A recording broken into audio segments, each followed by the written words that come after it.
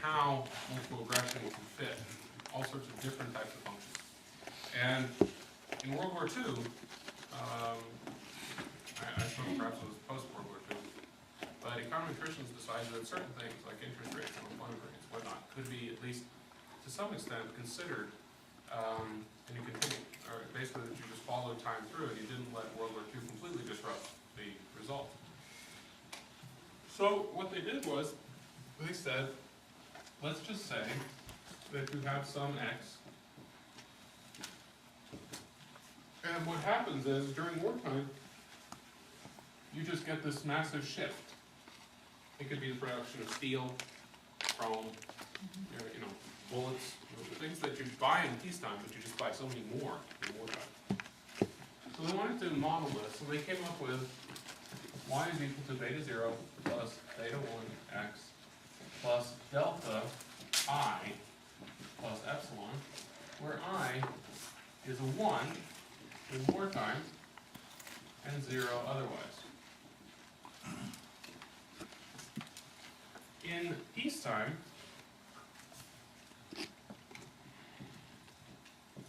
you would then get y is equal to beta 0 plus beta 1x.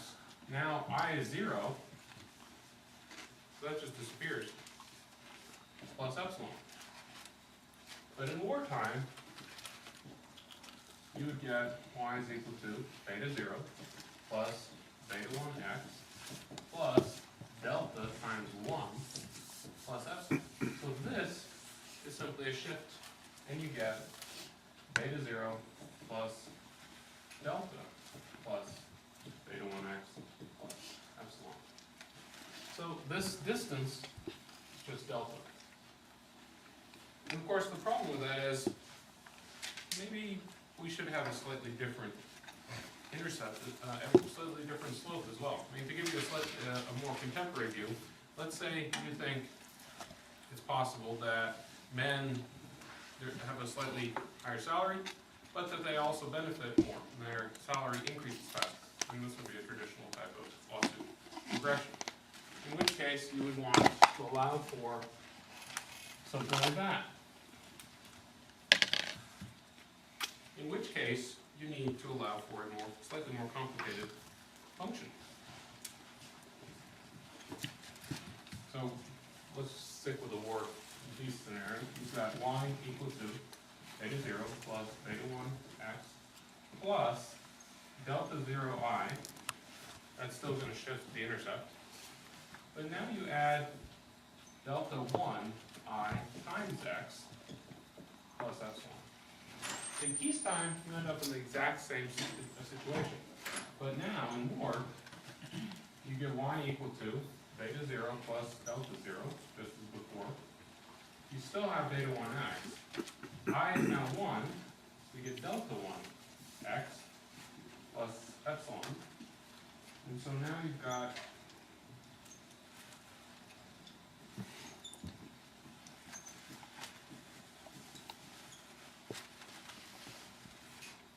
and you've allowed for a shift in both intercept and slope using the same data. That's a way to fit several different types of time frames using one model.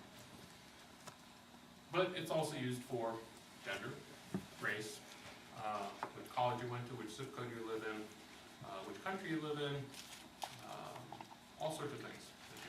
Which type of career you followed, which type of designation you have. So this is a very, very powerful tool. And that I is called a dummy variable or an indicator variable. It only takes on one of two values, either 0 or 1. And how many dummy variables do you need in order to distinguish between genders? One. A dummy variable is, say, 1 if you're a female, 0 otherwise. Let's say we've got 3 undergrad colleges. How many dummy variables would you need in order to distinguish between the 3?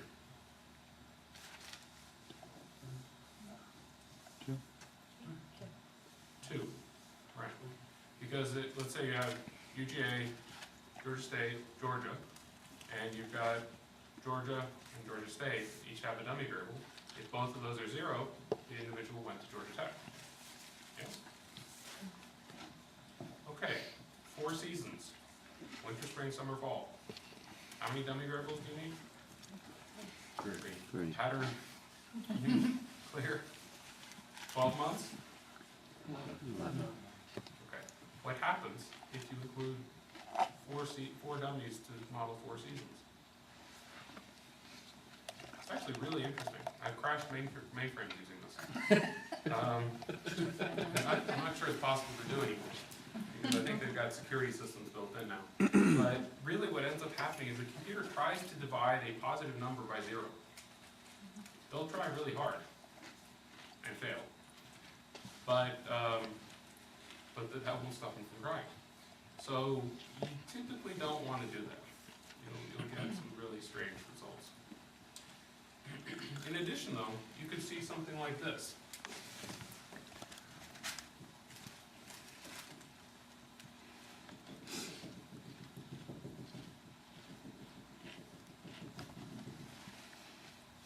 Is there a pattern? Oh, yes. Is it linear? It's not supposed to be. What is it? Somewhat parabolic. Somewhat. It's not meant to be. It's supposed to be. Oh, wait, what'd you say? Parabolic. Oh, yes, that is what it meant. Sorry, I thought you said hyperbolic. So, if you include, so obviously the traditional approach won't work, but there's nothing wrong with adding another. Now, you can't add an x to the third for the simple reason that if you add an x to the third, you know exactly what the value of that was based on x and x squared. So, that's not a great idea. But you'd end up in the same situation that the computer would crash. But what you can do is you can certainly add an x squared term. What else? You can add logarithmic terms, exponential terms, square root terms, all sorts of strange situations. You can even add, like let's say you think that there's what are called interaction effects. So it can be the years of experience and whether or not you have a certain designation. Like for instance, CPAs, right? Whether or not you have a CPA definitely has an impact on your salary as an accountant, right? Your years of experience also has an impact on your salary as an accountant. But what has an additional and independent effect is the years of experience you have as a CPA.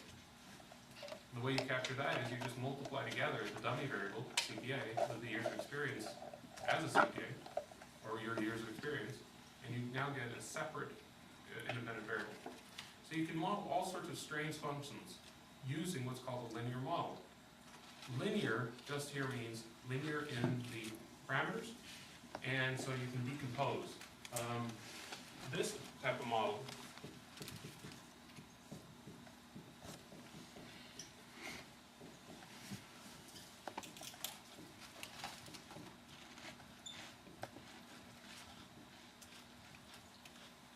that is not linear. You can't do some sort of transform and pull apart these into additive terms. So this one is not easily applicable. Or this type of model does not lend itself to multiple ordinary least squares regression. Okay, now let's add a designation, whether or not you have a graduate degree. So this is a qualitative variable. How would you model a qualitative variable here, based on what we just said?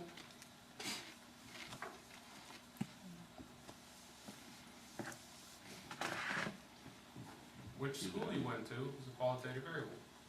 This is a qualitative variable. How did we model which school? Dummy variable. With a dummy variable. And that's what we'll do here. We'll let it be 1 if the individual has a degree, 0 if the individual does not have a graduate degree. And we look at the output. Again, we're able to reject the null hypothesis that your model explains nothing. But now, what is your null hypothesis? To review. That that, experience or graduate degree or, the other, whatever it was, has an effect on salary. Okay, put in terms of the parameters. Our null hypothesis is that,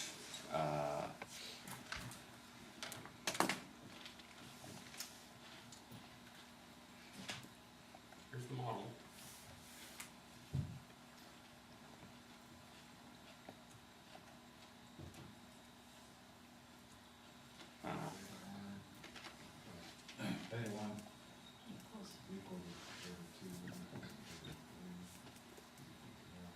There we go. The null hypothesis is that none of the independent variables have an impact on salary. Experience, aptitude score, the graduate degree. And that's, in order for that to be true, this statement must be true. The slopes are all zero. Can we reject that null? Yes. You can just look at the p-value. You could also look at the app, but you don't really need to. We're now explaining 84.7% versus 83.9% before. So the difference is not very large. And the last question then is, well, okay, look at degree. Is that a statistically significant explanatory variable?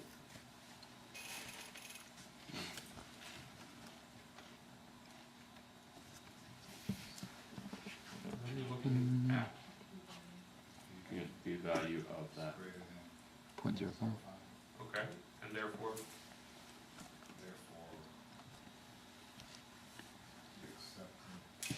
well, you never accept the null. Fail to reject. There you go. You failed to reject this null hypothesis. So you cannot say that the degree has an impact on salary, at least based on those 20 observations. Now say that again, you said if what was greater than 0.05? The p-value for degree here, this right here, what you're seeing is the following. Under the null hypothesis,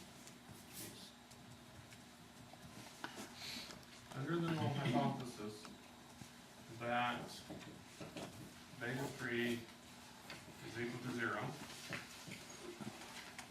you calculate a standardized test statistic, beta 3 hat divided by the standard deviation or standard error, which is t-distributed with 16 degrees of freedom. You find an observation of 2.28.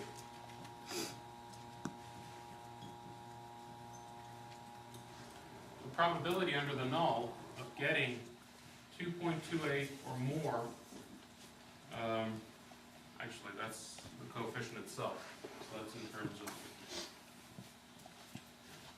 it goes here, 2.28, which translates into a standardized test statistic of 1.15, and 1.15 standard deviations away from the mean is not enough, right? So you go down here, you get minus 1.15. Each of these is half the p-value.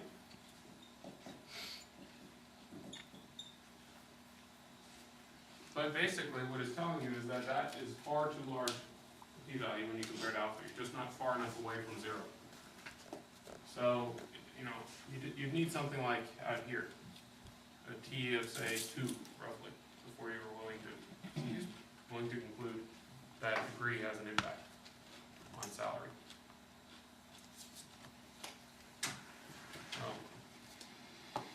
Anything else we really need to talk about?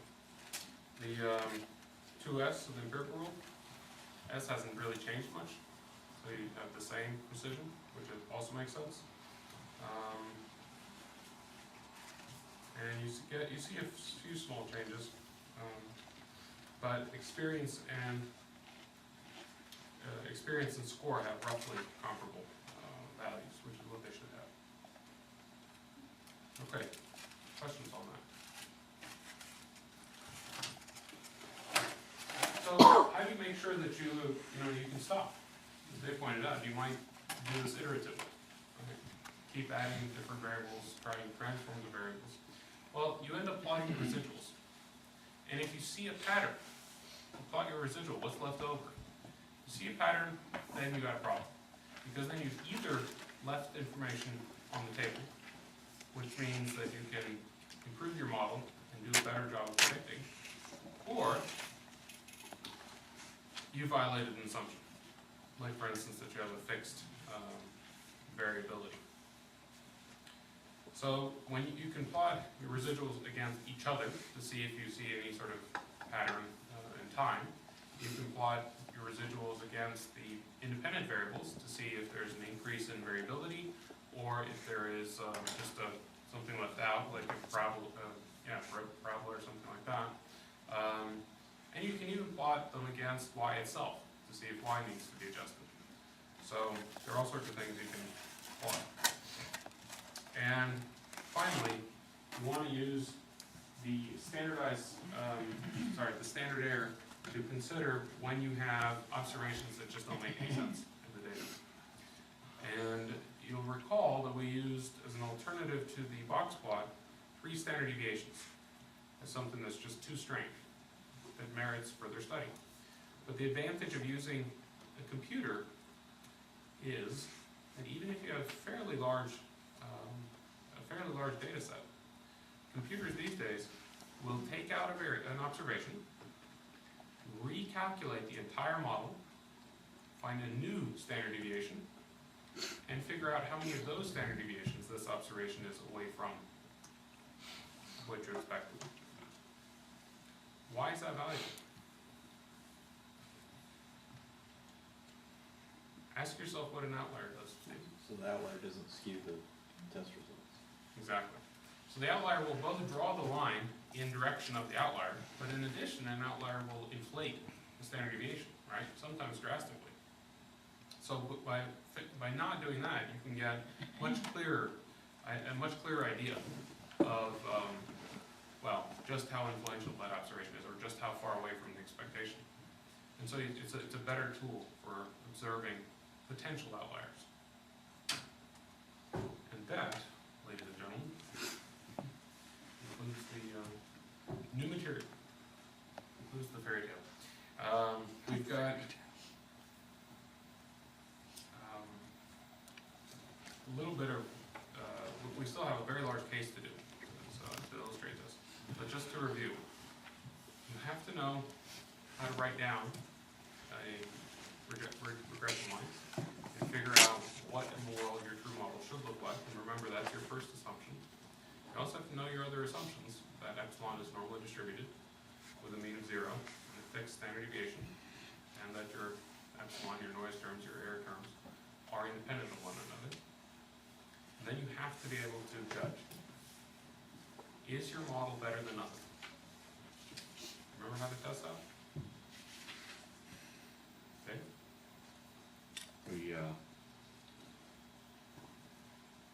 Y equals beta sub 0 equals beta sub 1 equals beta sub 2 equals 0. Well, you don't want beta 0, you just want the slopes, right? Because the intercept is arbitrary, basically. It just lets y have some sort of mean. Once you've done that, though, you use the ANOVA, the F-test, to decide whether or not to reject that null. If you reject, you conclude your model explains something. How much? R squared. Do the independent variables now mean anything separately? You look at each individual hypothesis test and test every single one of the slopes to see if they're 0. When you apply a model, you basically just plug and play, but one thing you have to be careful with is using data or using values outside of the range for which you have data. So for instance, in our programming model, if I gave you somebody with 20 years of experience, you would not legitimately be able to use the model, right? That would be fairly extreme extrapolation.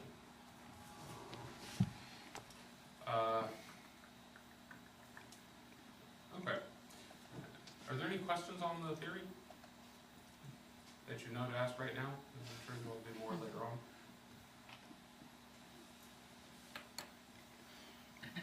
Okay. Actually, why don't we, let's just take a 4-minute break to reoxygenate, and then we'll do the condo sales case.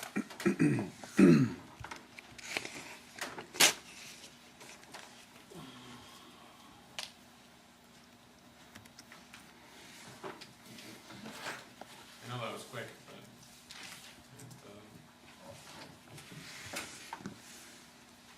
it seems like they might be needed. What are we looking at? So, I would need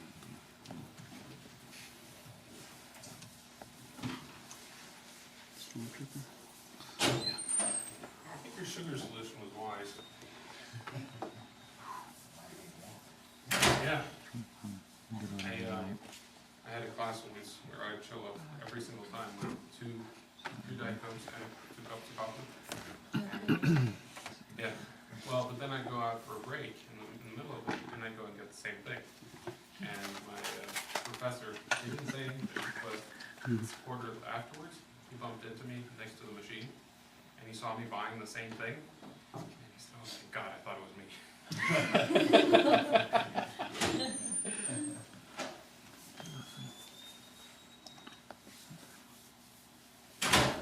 Oh dear God.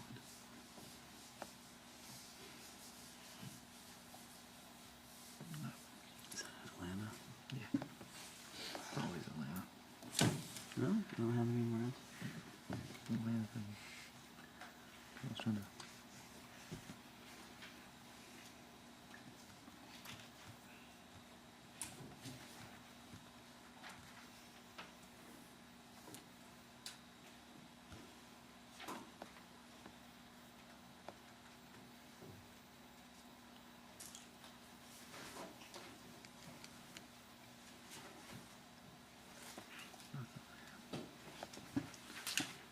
Yeah, they've got all these people load all their web pages up.